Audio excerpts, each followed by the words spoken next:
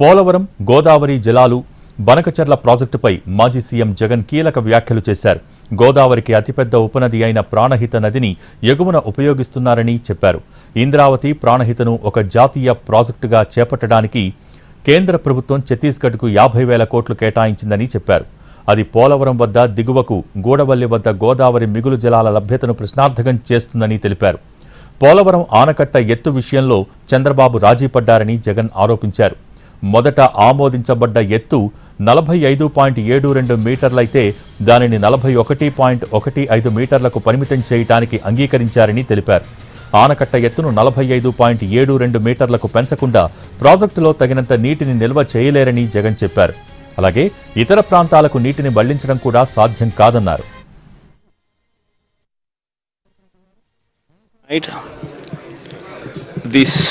The central government has blocked Indravati. The Chhattisgarh government is going ahead to harness the Godavari waters, blocking Indravati. See, the tributaries of Godavari are, one comes from Nasik into Telangana, one comes from Indravati, which comes from Chhattisgarh, Pranahita, which also comes from Chhattisgarh, and Sabari, which comes from Orissa into Andhra Pradesh.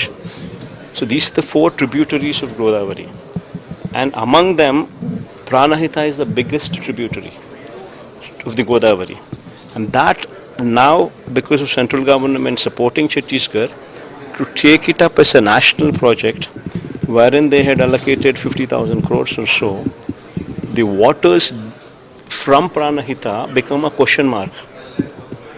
Water coming into Godavari. So first of all, that should be addressed before we talk about diverting any surplus waters beyond Polavaram into Banakacherla.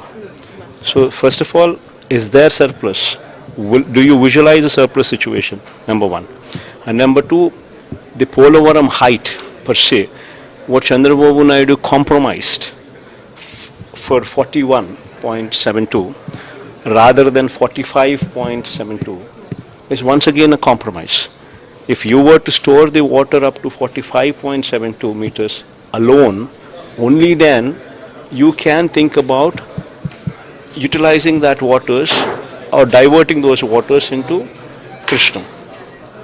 So if the height of Godavari is restricted to 41, then if you do not increase the height, go up to 45.72, then Banakacherla becomes a question mark. Polavaram పునరావాస ప్యాకేజీకి అవసరమైన అదనపు 15,000 కోట్ల నిధులను విడుదల చేసేందుకు కేంద్ర ప్రభుత్వం అంగీకరించకపోతే రాష్ట్ర ప్రభుత్వం బాధ్యత వహించి ఈ నిధులను సమకూర్చుకోవాలన్నారు జగన్. పోలవరం పూర్తి నిల్వ సామర్థ్యాన్ని నిర్ధారించకుండా బనకచెర్ల ప్రాజెక్టు గురించి తొందరపడితే నష్టం జరుగుతుందని చెప్పారు. తగినంత నీరు లేని ప్రాజెక్టుకు 80,000 కోట్లు ఖర్చు చేయటం ప్రజాధనాన్ని వృధా చేయటమే అవుతుందన్నారు. ఈ సమస్యలన్నింటినీ పూర్తిగా అధ్యయనం చేసి బాధ్యతాయుతంగా వ్యవహరించాలని జగన్ సూచించారు. That should be the first, mobilize that 15,000 crores in case if central government is backing out, so that you do not stop it because central government is stopping. So you need to spend that 15,000 crores to ensure that the dam height and the water storage is at 45.72 meters. That's the first priority.